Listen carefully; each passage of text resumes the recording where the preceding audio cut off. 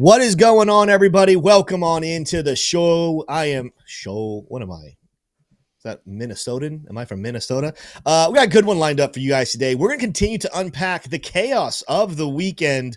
Major crash on Friday. We responded to it Friday night, but ever since then, markets have been moving back in the right direction. Why is that? And will that trend continue? We also have some fantastic news for you guys who have been subscribed to the channel now for quite some time. Of course, this channel, very young, very new. But are we headed back to the old channel? We'll give you some updates on that later on in the video.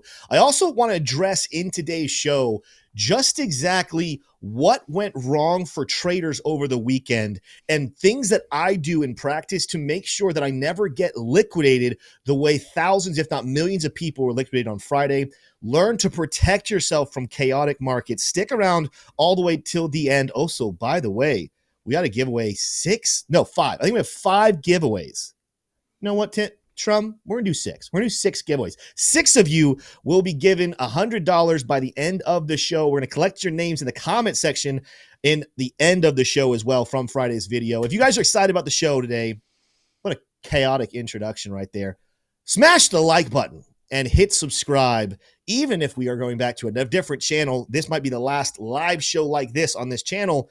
I'm excited to be here with you guys. I am joined not by Smay. Smay is still on a birthday trip to Pittsburgh where he got to see his beloved Steelers take on the Browns, and they beat them handsomely. So congratulations to Smay. I'm joined by Shrum today, and maybe today only, our professional button clicker. Shrum, loving the chain link shirt. How are you doing, my friend? Well, I'm doing better than I deserve, Tim. I really am. I have been, greatly anticipating this moment of doing the live stream again. It's been a while since I've done this. It's a little inside baseball. Yeah. It's a lot of fun to go live in this way.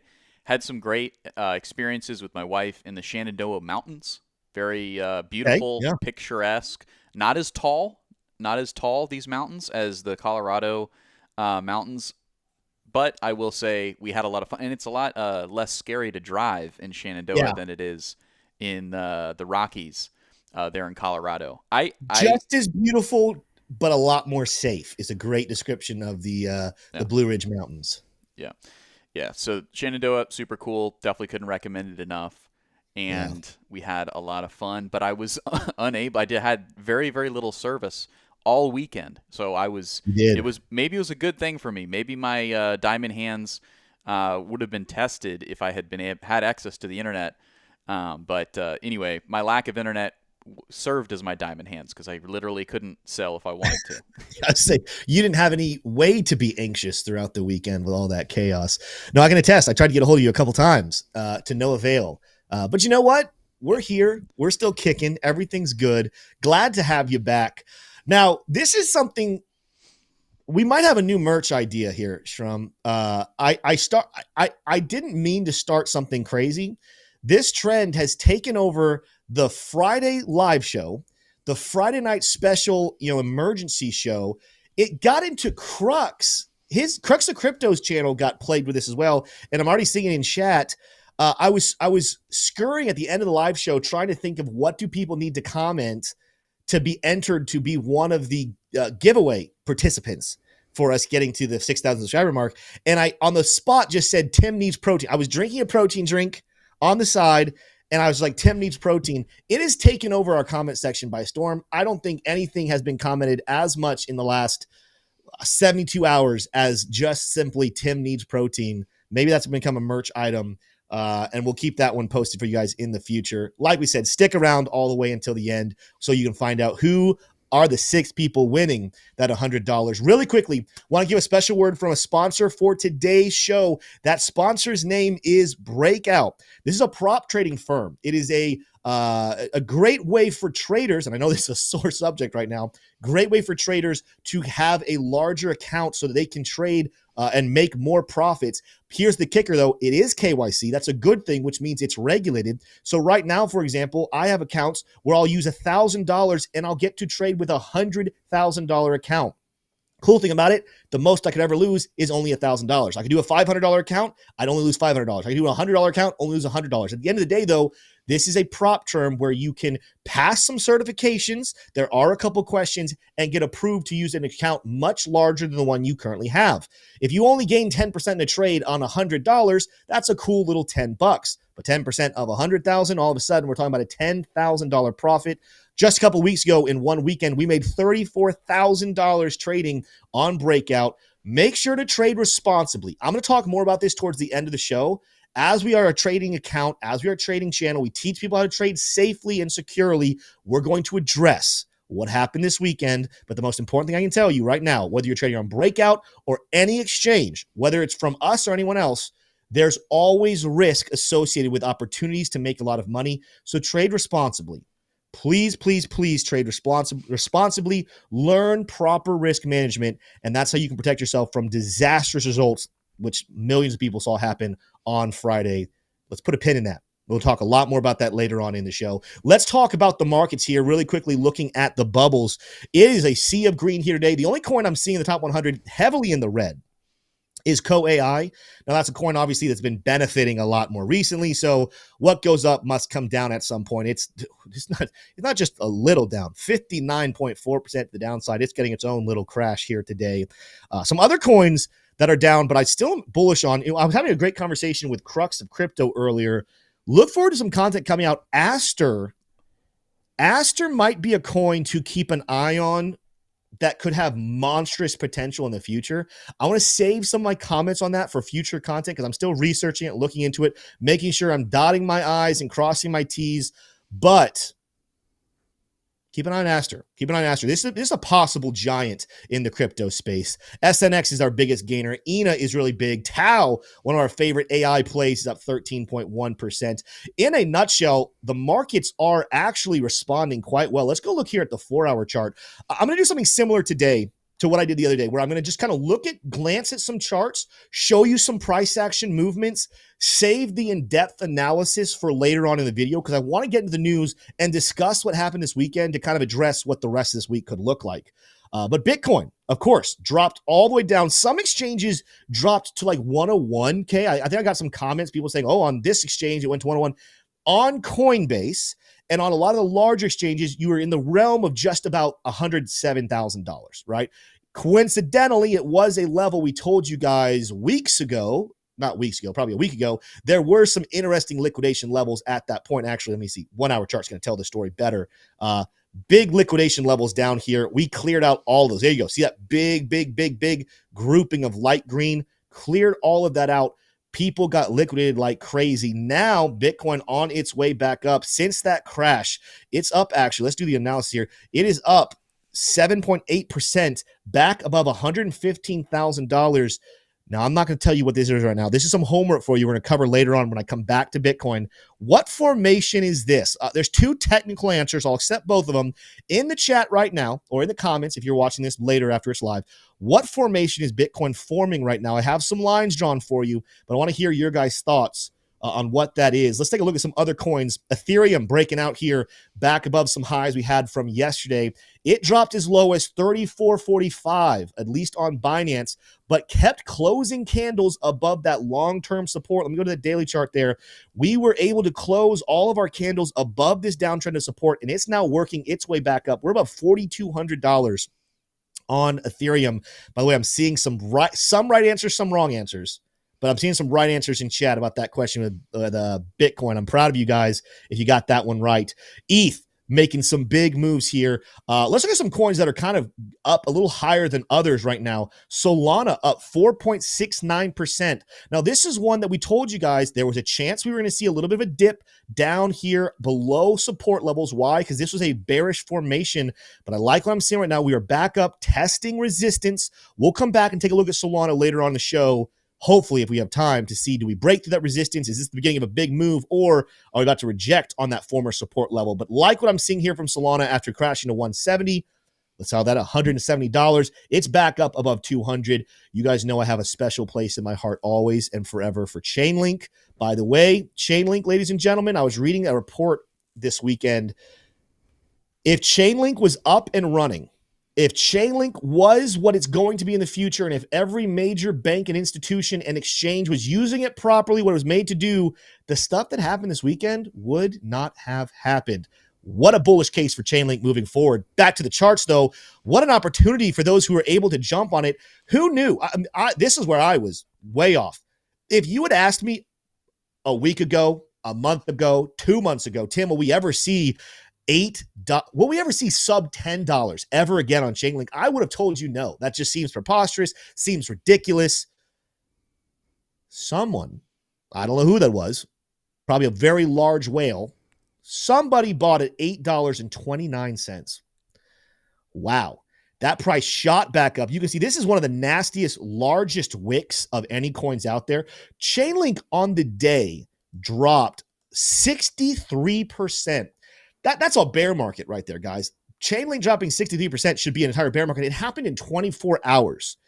Bounce back up, of course, right now. Anyone who bought, I was able to gobble some up around $11. Dream come true. Love that I bought some more Chainlink at $11. It's pushing back towards $20 at the moment. Love what I'm seeing here on Chainlink. And again, like I said, moving forward, even more of a reason for people to believe it and incorporate Chainlink, because again, Chainlink could have prevented what happened. We'll save that one for some more conversation later. Let's see. Any other big players I want to kind of mention? Let's take a look. AVAX. I want to take a look at AVAX here. AVAX had a nasty fall all the way down to $8.88. That's another one. Big fall here. What was AVAX's crash? I want to say, yes, it was worse than Chainlink. 69, almost 70% crash for AVAX technically on the Binance exchange, but it's back up. In a nutshell, I want to kind of wrap all this stuff up with a pretty bow before we move into the news. A lot of charts look like this. A lot of charts have these gnarly, nasty wicks to the downside. I don't really think that these wicks tell the full story of what's happening. You guys, you're going to hear people say, oh, does that mean that's the new support level for Bitcoin? Is that the new support level for Ethereum? Is that the new support level for Chainlink? So on and so forth. Think of these wicks more like scam wicks. We'll tell you why a little bit later in the show, because there's some information now coming out about some very fishy details that surrounded this crash. In a nutshell, the bigger story is, where did the daily candles find closure and support before we started to rally back to the upside? When you look at that, if you were to eliminate all of these wicks and just look at candle body closes where we settled for price for pretty much Saturday and Sunday before starting the rally again, you're going to find most coins are still staying in some sort of major bullish trend long term with higher highs and higher lows. Last thing I want to take a look at here, actually last two things here. Gold continues to rip to the upside the way we projected it would. Some of you guys remember way back in August, we said, don't be surprised if gold rips to 4,200 pretty fast. That's coming absolutely true. It is now today up above $4,100 per ounce. Got a little bit more to go to hit my target of 4,200, but that's a good sign. How about Bitcoin dominance? You guys remember being scared over the weekend thinking Ben Cowan was 100% right? I love Ben Cowan, by the way. This is not Ben Cowan shade. Love the man. He is brilliant. We need more Ben Cowans in this world. I disagree with him that Bitcoin dominance is about to go back up towards 66%. But there was a moment there that people were a little worried. People were kind of freaking out. We had a wick on Bitcoin dominance due to all of the crash that sent Bitcoin dominance back up to 63.48%. Now, if that was legitimate price action, if that was legitimate movements, we all of a sudden broke the lower high, lower low structure. Some of you remember weeks ago I told you, as long as Bitcoin, stayed below 60%, which it didn't, and we didn't even close candles below it. So I'm gonna say we didn't close below 60%, but I told you that's where I would get somewhat concerned about Bitcoin dominance and about the altcoin season. Where I would start freaking out was if we got above 62.58, the high from back here in August. Well, yes, we wicked above there due to a 15-minute flash crash where all hell broke loose in the crypto markets, okay? But noticed how fast it came back down, settling below 61%. And now today, we're making our way back down. Bitcoin dominance is back down, pushing to go below 59%. What does this mean? The lower highs and lower lows of Bitcoin dominance have stayed intact.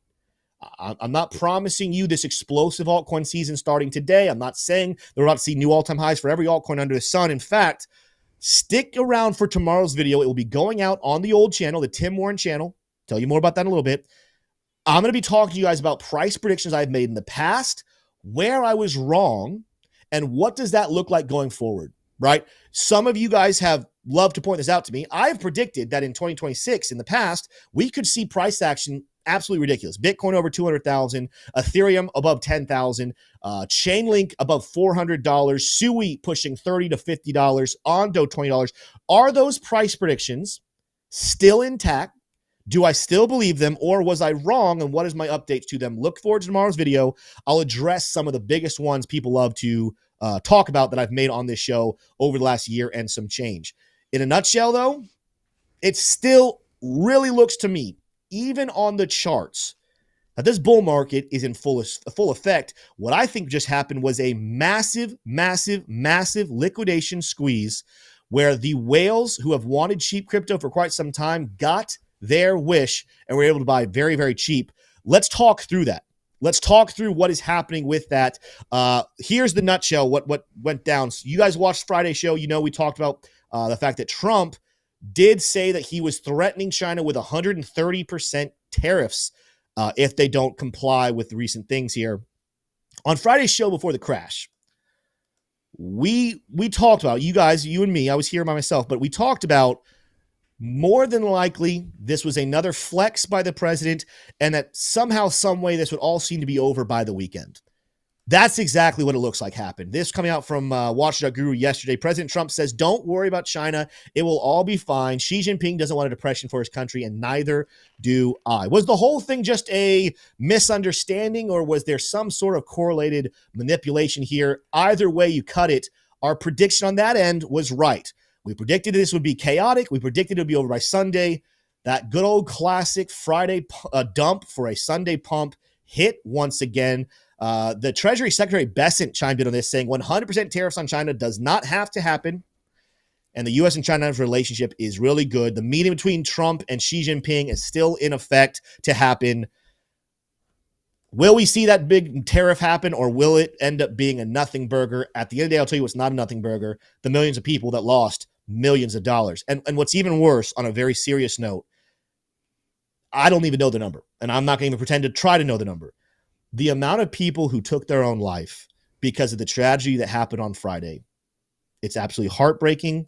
It is horrible. It is something that wrenches my gut. I don't even know if that's a proper expression, because I know it's a gut wrenching, but it makes me sick to my stomach to know, A, that people are at a place in their life, in their mindset, where their wealth meant that much to them that they thought the only answer was to go that route. That is heartbreaking. What's also heartbreaking is that there are very, very intelligent and yet powerful people who manipulate and control these markets in a way that they only benefit themselves, and they do not care about the people around them, that lives are ruined because of events like this. It's one of the reasons why I'm so passionate about education. I think I've said this on this show before. People ask me all the time, Tim, why do you do the show? Why do you do this content? Why do you have your team making daily content? I'll be very honest with you guys. I have been blessed. I have been lucky. I know I don't believe in that word luck, because I believe that God has blessed me with everything I have. I could quit tomorrow. I could stop making content. I could just decide to be my own day trader, take care of my family, not worry about anybody else in the world, and I'm going to be okay. You know what? I think Shrum's in the same exact boat. If we were to leave and go away, we would be okay. Now, we have employees. I want to take care of my employees. I want to take care of my family. My family is my top priority, but I want to take care of my employees. But you know what else? I also want to take care of you guys. I know that in a world of all this chaos, there's a lot of craziness about even what's told and taught about trading. There are some traders out there, and I'm not going to put names and try to put people under the bus, but there are traders out there that teach very dangerous practices of risking it all. And they say, if you don't risk it, you're not going to get the biscuit. And that's true. You have to risk somewhat to make money, but there's a thing called risk management. It is the biggest downfall of traders out there, and it's something I'm very passionate about trying to teach and educate people in the public about, so that what happened on Friday to millions of people does not happen to you. Stick around for that. We'll cover some of those details later, but I want to throw it to Shrum here to get his comments on maybe some of this news, what addressed with the president, addressed with Bessent, all this chaos. I mean, you were in the Shenandoah Valley during the China-American chaos. What are your thoughts kind of breaking this all down now that we're kind of on the back end of it? We're not really over it. There's still a possibility of a tariff coming, but what are your thoughts on it so far? Well, I mean, it's something that the market clearly wasn't prepared for. I don't think there were any analysts that knew that this was coming. It was something that took everybody by surprise. I think a very, very small group of people had any inkling that there was going to be a significant downturn. And in my opinion, I think things got away from the folks that quote unquote engineered what happened on Friday. I don't think it was meant to be that bad. I really don't. Not that it would excuse any kind of market manipulation to an extent, but yeah, I mean, I think we have to keep soldiering on and asking the question, what do we do next? I think that there's folks kind of in the on-chain world, those kind of sleuths that will be doing a biopsy on what the heck actually happened. We're going to present one of those kind of explanations to you all today, but my overall thought is, is this a dip worth buying? Is the opportunity over? Have the forces that have led altcoins to be higher than they were in the bear market of 2023, have those been invalidated? Or are the same forces that have buoyed altcoins to the upside, blue chip altcoins, are those forces still intact, and are they likely to continue to send prices of altcoins like Chainlink, like Ethereum, higher, right? And I think that the answer to that question is pretty definitively yes, right? So that's kind of my overall what matters at the end of the day. The bottom line is, are altcoins going higher? And I look to the charts to do that and answer that. But I also ask the question, are those forces still intact? And I think the two main forces, and I'd love to get your perspective on this. Maybe you agree, maybe you don't. The first force is stablecoins are being minted by the hundreds of billions. And they're also they're a growing buyer of American treasuries, American debt, right? America cannot afford to have nobody buy their bonds. We have to have we have to have buyers of bonds. Tether and Circle and other stablecoin issuers, they're the rising buyer of bonds. Okay, so that is incentives are intact all the way around. When people come into crypto through stablecoins, they're going to incur fees, and that's going to raise all ships within crypto. So that's the one force really unique to crypto, and why crypto has done so well is because stablecoins have done well, and the government really wants to continue for stablecoins to do well for all the reasons I stated. Absolutely. The other force is debasement of fiat, right? And it kind of plays hand in hand to the previous one, but the more that fiat is debased, the more euros, the more dollars, the more yen that is printed, the higher assets go. And that has really been the wind in the sails for Bitcoin specifically, and that kind of brings altcoins with it. So is the Fed going to stop printing? No. Are stablecoins going to stop minting and buying bonds? No. So I think prices go higher, especially considering we're only in the first month of rate cuts. We're on the other side of quantitative tightening. We're now in quantitative easing, and we're still in a Trump presidency. We still have 3.25 years of Donald Trump, the Mr. President Crypto. So that could go one way or another. It doesn't have to remain bullish, but so far he's been extremely bullish on crypto to an extreme degree. At times troubling how bullish he is, but I just don't see how this is going to unfold into a huge storm cloud of bearishness anytime soon. I think this flash crash, if anything, showed, holy crap, there's a lot of buyers that are ready to buy at lower levels. And now it's just a matter of doing what Larry Fink did recently, which is just instilling confidence in the asset class and instilling confidence to investors at large. Hey, this happened. We're looking into it. Is it going to happen again? Probably not. Risk on. I think it's interesting you say that, because there's someone in chat that just kind of said, like, Tim, where's the liquidity going to come from to bring us back into a bull run? Not from the retail. And I think you're absolutely right. There's a reason why the title of today's live stream is that the traders, they're quitting. Retail, there's a lot of people that have hung up their shoes. They're not going to trade anymore. They probably are looking for excuses to sell their crypto as soon as possible because they're done. I want to remind people of a call that we've made now for quite some time about what would happen in this period of time around where people think the top of the market would have happened. A 4-year cycle, some people are going to say, Tim, that was the 4-year cycle, bear market here, because the timeliness is there. I want to remind people, one of our calls was that the institutions wanted to buy cryptocurrency. But crypto just kept dropping to such high levels. It's like, why would they want to buy the tops? They're going to need to create some form of an excuse to shake out the retail investors so that they can be the only buyers to accumulate as much of the supply as possible before the next big takeoff to the upside. Never in my wildest dreams did I think it would happen in the way it happened on Friday. That was absolutely ridiculous, and it was crazy. But at the end of the day, when you're asking who's buying these dips, who's buying to send price to the upside, it's the same people I've always said. The institutions are ready to come in very big. It's very coincidental that things that are happening right now, right before major ETFs are being announced to be approved, right before major regulatory clarity is coming that gives the green light to a lot of large investors in the United States. The timing is very, very, very weird, but it backs up my conspiracy theory that they do not want the retail investors to win. They're going to shake out as many as they can. Only the strong will survive. And then the whales and the institutions, they get to buy the dip, and the rich get even richer. You want to talk about coincidences? Let's refresh this one. I talked about it Friday night, but let's talk about this coincidence right here. This is a tweet put out by a guy named Vivek Sen. If you want to go to my screen, the whale, there was a couple whales, but there was one in particular that was being tracked here. The whale shorting Bitcoin yesterday was placing orders up until exactly 1 minute before Trump's announcement, making over $190 million in profits. It turns out there was actually more than one whale trading right up before that tweet came out. Now, I want to be very clear. I am not blaming Donald Trump himself.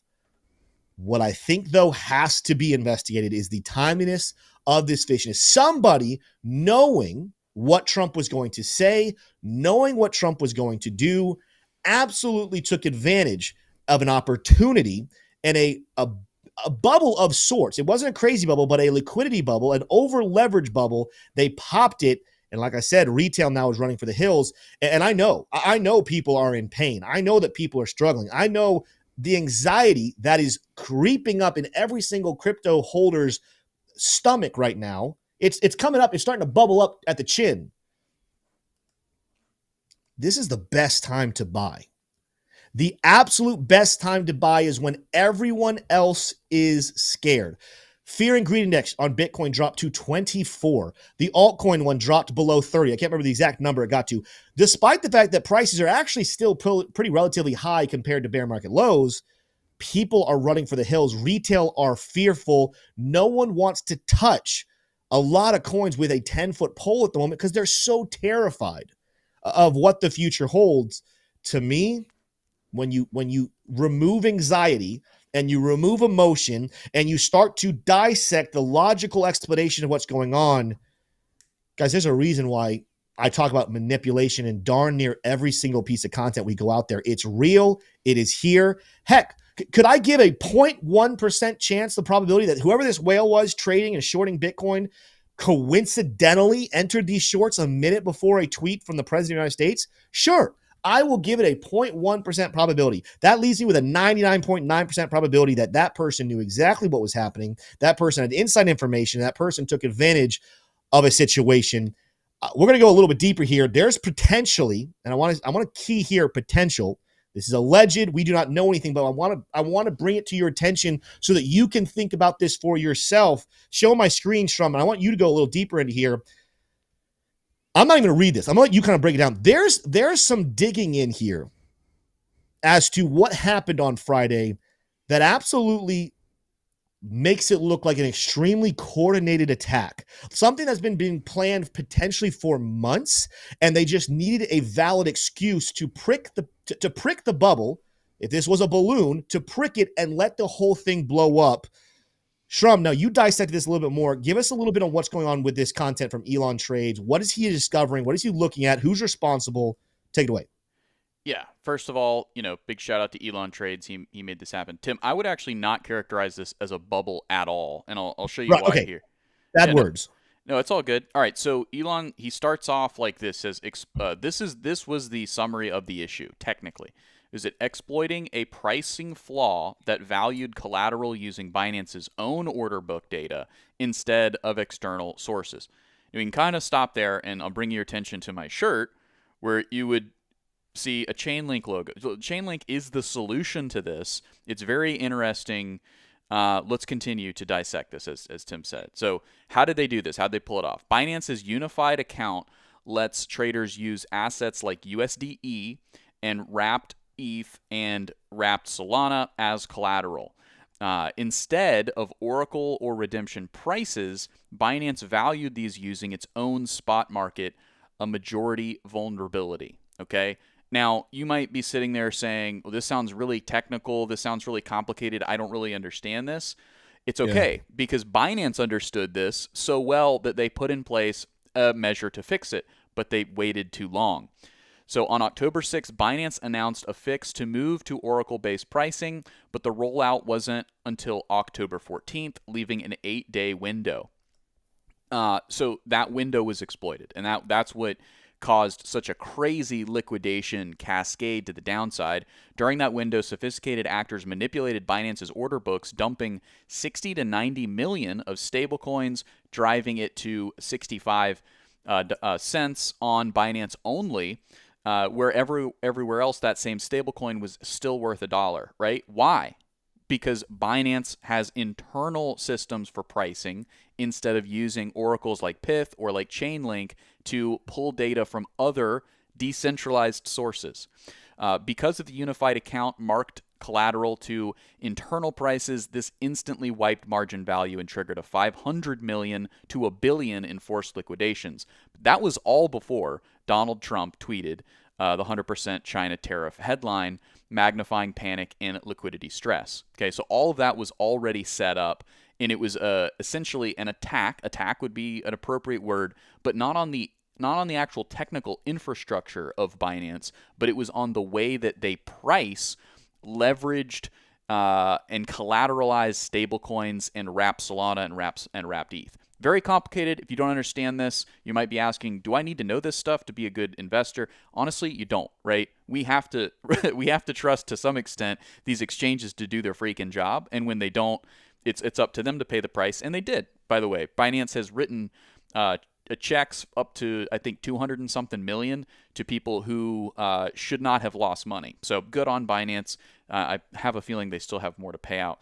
But this goes on. So when all of this happened, and then when the Trump tweet went out, right, there was as Tim mentioned earlier, there was a hyper liquid short. That short essentially made almost $200 million in profit before closing at the bottom. Okay. So somebody made a ton of money, and it was very unlikely that it wasn't the same group that set up this very complicated attack on Binance's pricing data vulnerability. All in all, the summary statement here, Binance had a design flaw plus a delay in Oracle rollout was the root cause.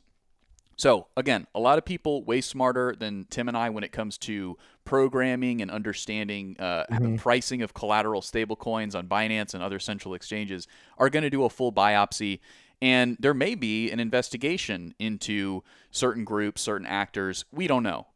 The real question is does this make sense enough for you to stay in investing in crypto? For me, it absolutely makes enough sense. We've seen stuff like this before. In fact, it was worse in some cases in terms of the Bybit hack, where they just lost $2 billion worth of Ethereum, and to my knowledge, only got a very small portion of that back. These things happen in an emerging technology, and the fact that Binance kind of put out a roadmap that they were going to fix this pricing vulnerability, but didn't do it immediately, I think ultimately that was probably a big mistake that they wish they could take back, because that sent the message to very sophisticated actors out there of exactly how to attack them and get some upside from shorting that market.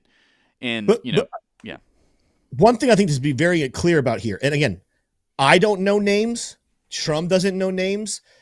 I'm sure somebody else there knows names. It's not one name. If someone's looking for one individual to go after here, it is not one person. It is a group of people, probably a group of lots and lots and lots of people.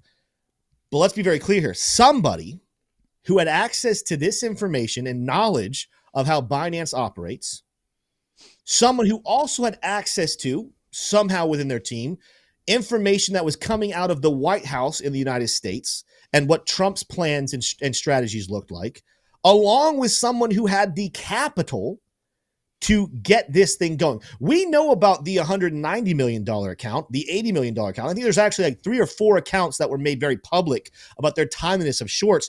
There are so many others that you and I will never hear the names of. This was absolutely, what we do know is this was coordinated, it was planned, and it absolutely had insider knowledge going into the details of it. How long was this planned? It's impossible to know. Months, weeks. What we do know is the timeliness and the attack was perfectly done. And if you think that crypto is this great place and this will never, ever, ever, ever happen again, I hate to burst your bubble. This is the kind of stuff that does happen. As long as evil exists in this world, there will be people who use evil to screw over other people. And that's why I think it's very important that before we get back into charts, because I do want to take a look at some things, I want to address with you guys my strategy on how I prevent losing in situations like this. This was not the first major attack with a major crash. It was the largest in history. It was fun. I think I said this on Friday's video. I made a video on X and I said this was the largest crash I've ever seen. And what I meant was in like a 5-minute time span.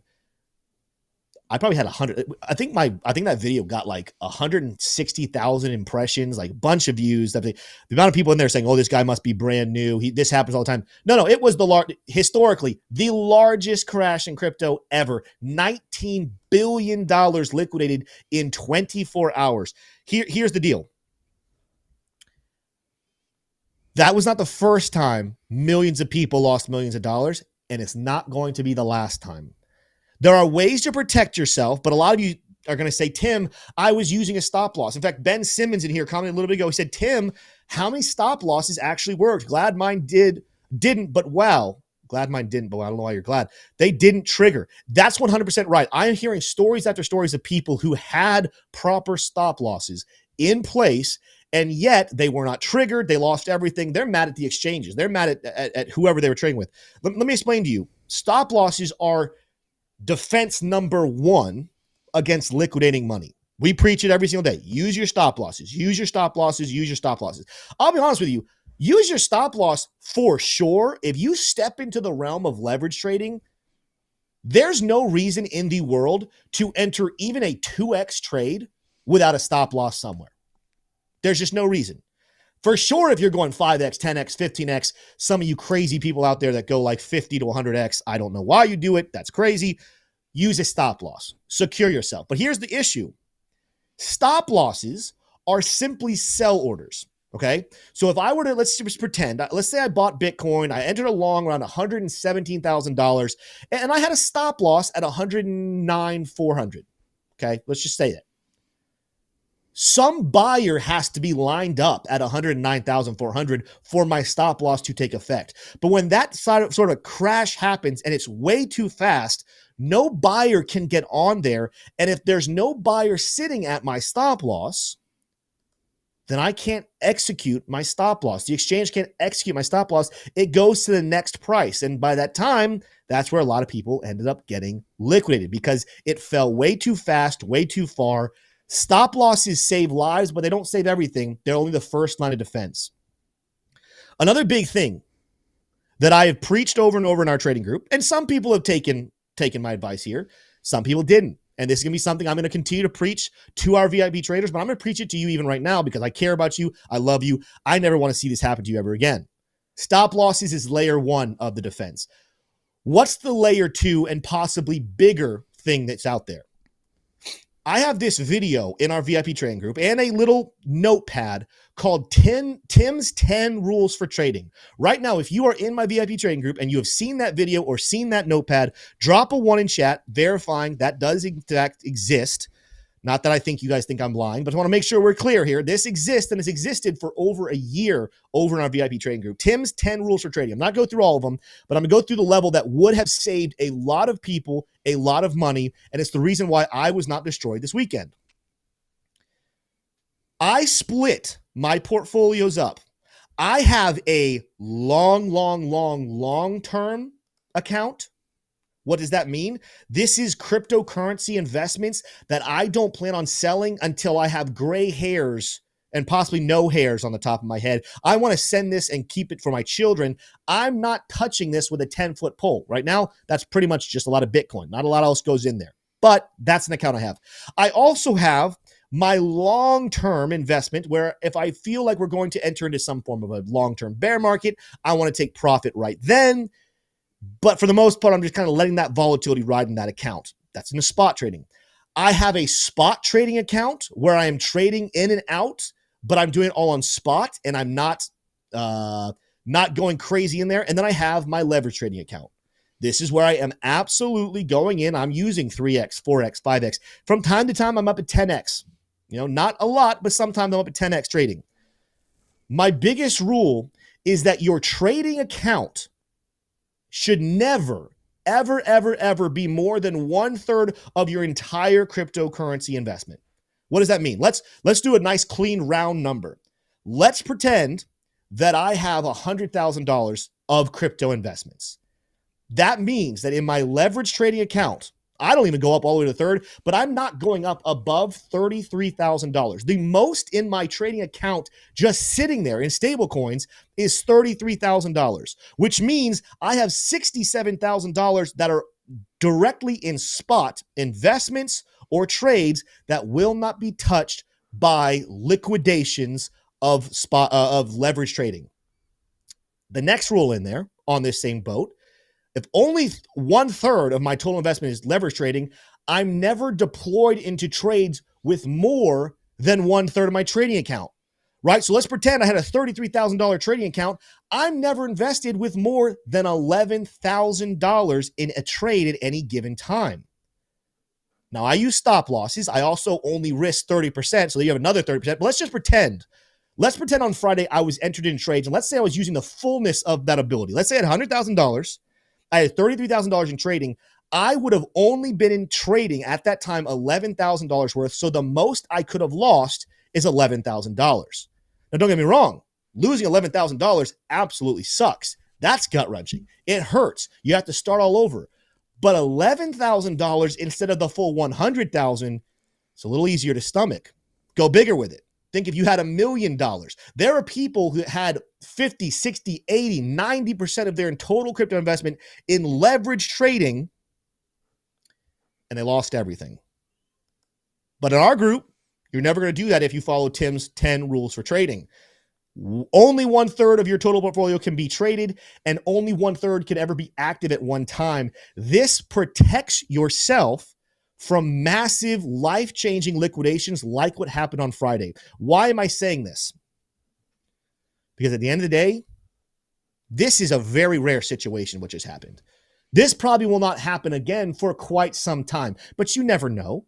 They're not going to telegraph this. They're not going to let us know what's coming. Even the bears out there that said, I feel like something bad's happening, nobody in their right mind predicted that Chainlink would crash by 60%, that Bitcoin would drop from 120,000 down towards 107,000 within a couple of minutes. Nobody knew that was going to happen, but anything is technically possible. You have to be proactive to secure your bags. Use stop losses, use proper risk management, limit the amount of entries you're making, limit the amount of your total portfolio you're making. There are so many ways that you can change this and use proper risk management going forward.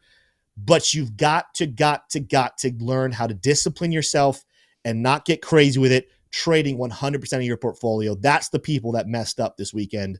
And hopefully, if I am describing you, if you are one of the people that lost a hefty portion of your entire investment, it's time to learn and grow. Don't give up.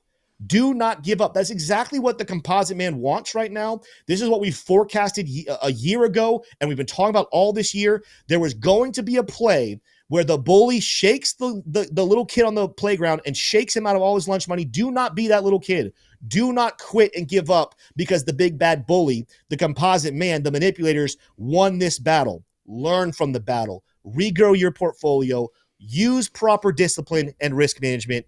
And I promise you, you can still be successful in long-term investing, but it takes discipline. It takes hard work. It takes educating yourself. And it takes time. You're not going to become a millionaire overnight. It takes time. Lock yourself in. Don't give up. Continue to hodl on and continue to learn and grow your education. There's a big sweep right there. It's 345. Shrum, before I go back in the charts, because I want to address and see what things are going to look like. Any thoughts from you want to add in there? I see Ryan S. real quick said cross margin. Don't use cross margin is another thing. I could have talked about that.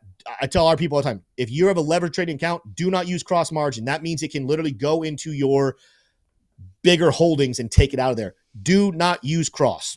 Use isolated. That means if I enter a trade with $1,000, let's say my trading portfolio is $5,000 and I enter a trade with $1,000. If I'm in isolated, the most I could lose is $1,000. If I go into cross, it can go in and take all $5,000. Do not go entering trades with cross margin. That's a good point as well. Shrum, anything else you have on that? I would just say, I didn't have service when I was on the train. When I was on a train, it was a pleasure train. It wasn't you riding a train to get somewhere. I'm in America after all. But I didn't have any service, right? But I didn't sweat. I was a little bit, anxious about things, but I wasn't sweating. I wasn't freaking out. I was still enjoying the train ride, to be honest with you. And I was able to do that because I didn't need to sell anything. I wasn't overexposed in my long-term bags, right? Yeah. Now, I didn't immediately buy, and that's because when things get really crazy in crypto, which they have in the past and they will again, I don't make any changes during those times. I don't sell. I don't buy.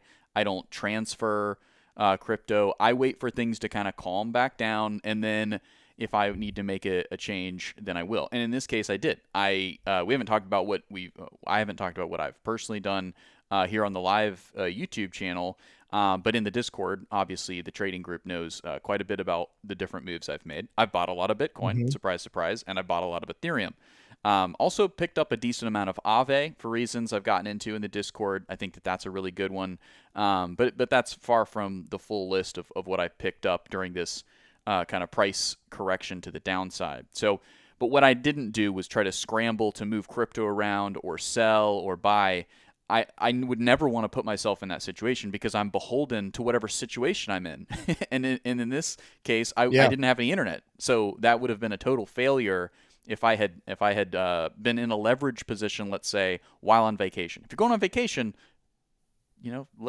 go ahead and sell your leverage position or take profit or whatever you're going to do. Don't, enjoy the vacation. So anyway, that's my 2 cents. I think I'm looking into the rest of Q4.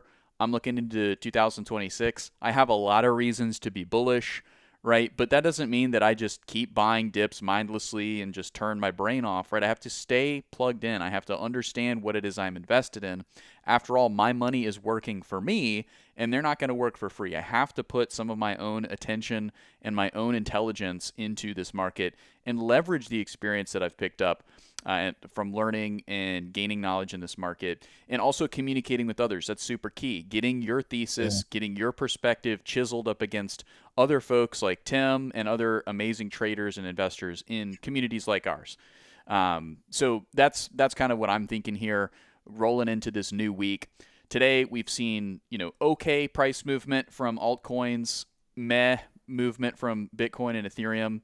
I think that there's going to be some things that happen the rest of this week with the government shutdown that are going to be clarifying. And also whenever this whale on Hyperliquid decides to go ahead and close that short, I think that'll be a pretty big moment for the markets as well. But right now, as long as that short's open, we know that the same group that caused Friday is still short the market, which, by the way, that's still active. That's still a true fact, right? That the folks who caused that pandemonium are very likely the same folks who still have a short open. Now, I'm here to say that doesn't necessarily mean that they expect the markets to go down, right? It could be a way to keep folks from going long so that they can go long, right? All kinds of 4D chess being played. There's also a whole tactic where you keep that short open to suppress price so that in another account, you're buying the dip the whole time, right? So if your thought process is, oh, the short's still open, they're predicting we go even lower. No. It is a tactic. The minute they get out of that short, a lot of pressure comes off and price will be allowed to go back up. So this is the thing I always do. Let's pretend it's me. Let's pretend I'm an evil person. I don't care about you. I want to make a lot of money. I have this kind of capital. What would I do? I would keep that heavy suppression, keep the lid on the box, buy as much as I can at low prices. When I get my fill, flip the script, take the lid off, let price shoot up. Classic manipulation composite man strategy. So don't read into that. I saw a lot of panic on that as well, Shrum. A lot of people panicking about that short still being open. It's not clear cut. That does not mean they think that the bottom is not in. It means they're not ready to allow the top to come off just yet. Yeah. Be diligent and watch the charts for that. Last thing you want to say here? We're doing a couple charts, and I have two announcements. I have one announcement, and then we have the giveaways. We got to announce the 6 names of the giveaway at the end. If you think about the wider timing of this too, Tim, there was something very significant that happened this last week, which was the Taylor Swift album. No, I'm just kidding. It was all of the banks. You couldn't keep bullish crypto words off of the lips of major banks. Morgan Stanley, Goldman Sachs. We're getting a headline today. Citibank is allowing custody for crypto. Like, the banks are going all in. So why wasn't price going high? Well, because there was probably some folks that were clued in. But the reality is all these banks know that their clients love a discount, and it's going to be very easy to sell and collect commissions if these assets are not priced at all-time highs. Okay, especially Bitcoin, obviously. So there's a lot of incentive for price to be brought back down. Now, I can't draw these dots between Wall Street and the folks who have the short on now. That's just not me. That I can't do that. Maybe someone will be able to do that. But it does add up to the classic Wyckoff theory, which is you got to bring the boat back. This is a classic bringing the boat back. And so, I mean, it makes sense to me. I'll be honest with you, Shrum. I don't buy that they brought the boat back for their clients. Their clients are going to look at the massive crash and say, ooh, this is too volatile. I want in. You know when they're going to buy it again? Those clients are going to buy when we're back at new all-time highs. The people that will buy these dips are the people that offer these ETFs in the first place. BlackRock has been buying these dips. Binance has been buying these dips. Fidelity's been buying these dips. JP Morgan, Morgan & Stanley, they are buying these dips with their money. Then as they start to get this, here's what it looks like. I don't want to sell. I'm not going to be able to sell someone something that just crashed 50%. Even though it's the perfect time to buy, that's not when people buy. People want to buy after they see it go up 50%. So if I'm at $20 on Chainlink and it drops down to 8 cents and I get it back up, I can get them to buy it back at $20 after I just got a crash to come down, buy a discount, make all my money, and now I can sell it to them at a higher rate. Why? Because I can sell it on this just in the last 3 weeks rallied 100%. Get in on it now before the next 100% rally. That's how I package it. I don't package it. Hey guys, this just went on sale 25%, 50%, 60%. Nobody buys stocks like that unless they're intelligent investors. New investors are not intelligent.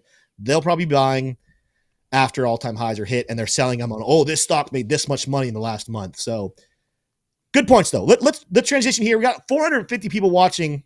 I said this earlier. I want to remind you guys. So we got some great news over the weekend looking into some things. Some of you know we had a much larger channel reaching almost 60,000 subscribers that YouTube seemed to be attacking and not letting us keep going forward. They gave us a strike. We had no idea why we were getting strikes.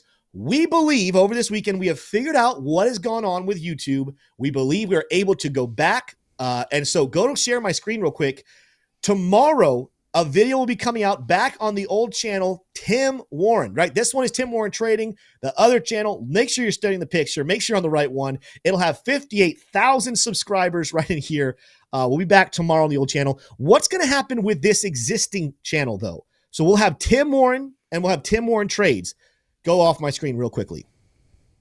Now, my big announcement. Make sure you guys are going back to that channel. I'm going to start posting once or twice a week on this channel pure TA and what coins, and going forward, what stocks, because we're going to be doing TradFi stuff as well, what I like in the charts. I'm looking at coins and stocks that are at great levels to either buy or to potentially look for short positions. I'm not going to give necessarily these setups where I'm buying, where I plan to take profit, where my stop losses are. That will remain for our VIP traders, but I will inform the public here on the Tim Warren Trading channel every single week what I'm watching. I will do technical analysis, keep you up to date on what is going on. So we'll have 2 channels. Of course, this will stay our backup channel just in case in the future we have any other problems with YouTube on the main account. But I want to make sure you guys are clear about what's happening, where we're going to be. Thank you so much, every single one of you guys who followed us over here, right? We have over 6,100 subscribers now on this channel. Thank you for following us and continuing to support our entire team. If you just found us and this was the first place, this channel is the place you found us, go subscribe to Tim Warren. Just type it in chat right there, Tim Warren. Look it up. It's a picture of me just not wearing a hat, and I think it has like a whitish blue background. Go subscribe to that channel. We're going to be back there tomorrow and moving forward, but this channel won't die. We'll still be putting out content, so stay subscribed to both channels. That's our big announcement there. Let's do some TA here, and then we'll announce our giveaways at the end of the show. Go to my screen here. Bitcoin, while we have been talking about the chaos, has quietly been making its way towards 116,000. For those of you who asked, or I asked earlier, what is this formation that we have? You can see it more clearly on a 1-hour chart. Bull flag pattern. If you said bull flag pattern, 100% you are right. What is a bull flag pattern here on Bitcoin?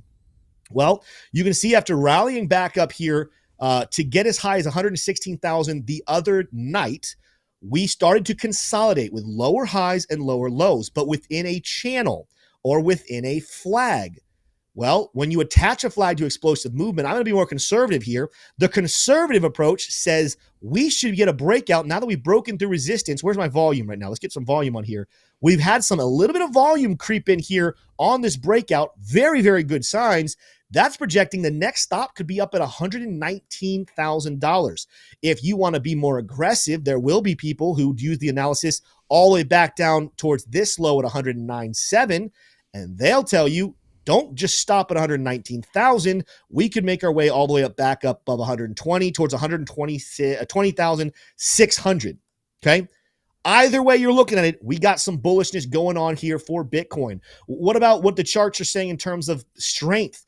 Oscillators, really low right here. The LuxAlgo oscillator, green reversal, bullish momentum, positive money flow here on the 1-hour chart. I bet you we're already above that smart trail, which means we're looking into this red cloud and this order block up here. Order block's at 122.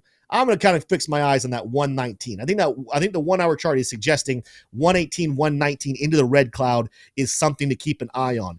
Great support. If we start to pull back, some great support at 113, 445. Cannot promise you we'll go back down there. So you don't necessarily want to say, oh, I'm not going to buy until we hit 113, 445. But if we go back there, 1-hour smart trail, big breaker block, it is in play. What about the 4-hour chart here? What's our signals telling us here? Buy signals here, green reversal, bullish momentum, positive money flow. Order smart trail right up here at 117, but man, a lot of space between us and all the way up here at 123. If I start to turn on liquidations, this is another thing we got to start looking at. Big liquidations up here to 117. We go back to the 1-hour chart and turn off some noise here for Bitcoin. All up here, guess what? 120. Some pockets at 117, 118, but 120 got some big volume just to go up there. After it gets really explosive up towards new all-time highs at 127. But I'm going to focus right now on shorter time frames. Bitcoin back to 119 to 120. It is looking like that is where everything is sending us with buy signals on the 1-hour, the 4-hour. Let's check and see if we're starting to see anything creep bullish on the 12-hour. We are. 12-hour chart. Green reversal, bullish momentum, and that money flow looking, if that 4-hour stays positive and that 1-hour stays positive, it'll bleed into 12-hour positivity. That's a good sign there as well. That has us with marks all the way up towards 121. So I'm going to stay with that 119 to 120. Target 2 walks for breakouts to the upside with Bitcoin. 1 hour's bullish, 4 hours bullish, 12 hours bullish. Daily chart probably isn't bullish yet, but mark my words, we're getting there. I mean, green reversal, and it looks like we're about to get a green dot and positive money flow not that long before the daily chart turns bullish on us as well. And we're talking about filling those liquidations up here at 127, 128 with new all-time highs. But for now, trade cautiously. We are still just looking at that little bounce right there. I guess the last thing I want to kind of look at is Fibonacci here. And there's 2 ways I want to look at this. We'll start with the wick. Where's the golden pocket here? 119 on the wick. And then if I don't use the wick and I do like the consolidation phase, 120 there. So a lot of evidence here piling up that the next resistance level is going to be between 119 and 120. Doesn't mean we reject and hit new lows. It just means we'll probably want to pause and think about the next move on Bitcoin before we keep going on. Let's look at one other coin just because it's my favorite. I got to look at Chainlink. I'll be doing more analysis tonight with my VIP trading group at 7 p.m. You can sign up right now in the link down below. Go check it out. We have our VIP trading group, and you can sign up and get access to daily live trading with myself and other pro traders. We do talk about entries, exits, strategies, different things to improve your trading. So go check that out over there. Let me start low because that's that daily chart. Let's just see. Is the daily chart bullish? I mean, you do have green momentum. I don't think the money flow is positive just yet. What about the 12-hour? Yeah. Buy signal on the 12-hour chart. Green reversal, bullish divergence, green momentum, positive money flow. We technically had a buy signal this morning at 8 a.m. for Chainlink. So if you guys use this, you should have been entered in way back here, somewhere between 1750 and 1870, give or take. Targets up here, short term on that 12-hour chart, 2139 is where I would be looking there on Chainlink for that bounce back up. Break above 2376. If that happens, we could be taking off very, very fast, very quickly. Big liquidations all the way up here. I guarantee if I go to lower time frames, we're going to see some more even further back. Let's go 4-hour here. Yeah, big liquidations. Big target up here at 2580, but you can see out there, once we get above 28, that's where we kind of get into a new zone. We've gotten rid of all of those short liquidations, and we can start talking about new cycle highs for Chainlink. But right now, with bullish, let me just make sure the 4 hours bullish. 4 hours bullish, the 1 hour was bullish. We checked that one, and that 12-hour getting a buy signal this morning. It's probably not that long before that daily chart turns bullish as well. And we got to keep an eye on that one because that could send us again to those new cycle highs up above $30. So there you go. There's some quick analysis right there. It is time. Go full screen here, Shrum. Or put both of us on here. I have not selected the 6 names. You can see here. Let me drag this over.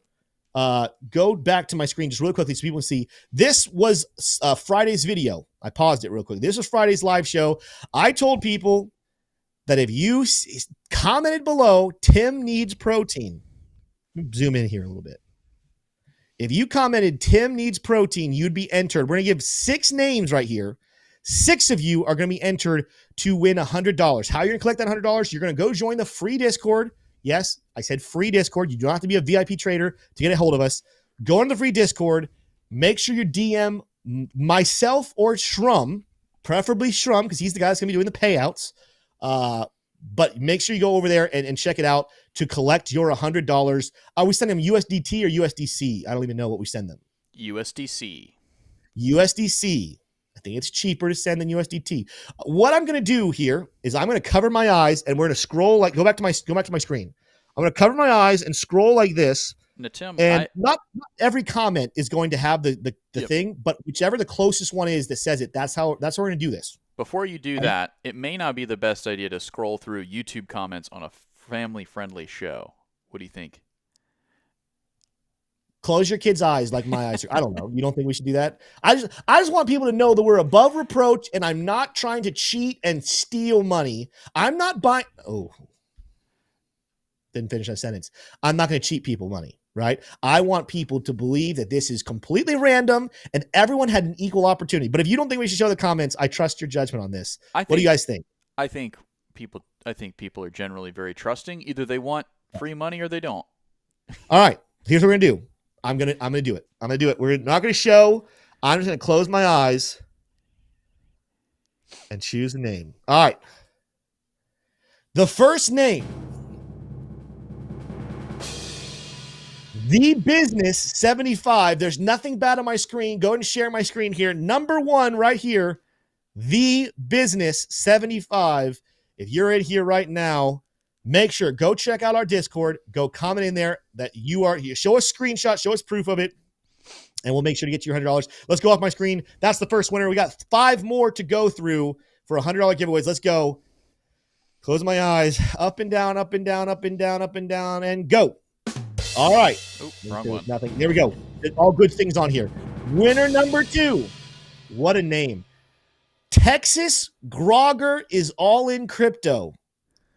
With a Texan little lover right there. Look at this comment down here from Ahmed. Thanks, Tim. Love this channel. Keep it up. Keep being honest. God willing, we will make generational wealth. Love you, Ahmed, but you're not the winner. It's Texas Grogger is all in crypto is our second winner here. Tim needs protein. What great stuff there. All right, go off screen. That's 2. 4 more. This is entertaining content right here. You guys are on the edge of your seats waiting on these names. We need to find a different way to do these giveaways. We need to get a wheel or something. There's just so many comments with this, but here we go. Number 3. I'm going up this time. Go back up for someone who maybe commented more recently. And all right. Ooh, I recognize this name. Let's make sure there's no bad comments. All right, we're good. All good things. Go ahead and go up. Well, you start the rumble after you share my screen. Bongs, not wars, 5637. You are our, is that the 4th winner, 3rd winner? Is that 3rd winner? 3. 3 more. 3 winner. Tim needs protein right there. Congratulations. Bongs, not wars. I think that's one of our members because I think I see him in chat daily over in that VIP trade group. So I didn't choose him. It was not me saying I'm choosing him instead of others. His name was random. Let's keep going. We got 3 more names here. Close the eyes, close the eyes, close the eyes. Let's go deeper, deeper, deeper. And all right, we got another winner. Winner number 4. Share my screen. Kenshi 7-1. Oh, timing here is great. Kenshi 7139 is our winner number 4. Congratulations. Go check out Discord. Let's go. Go off screen. All right, here we go. Number 5. I'm ready. Let's do drum roll. Do the drum roll. And then share screen. T-Bay Tom. Tampa Bay Tom, I would assume is what that stands for.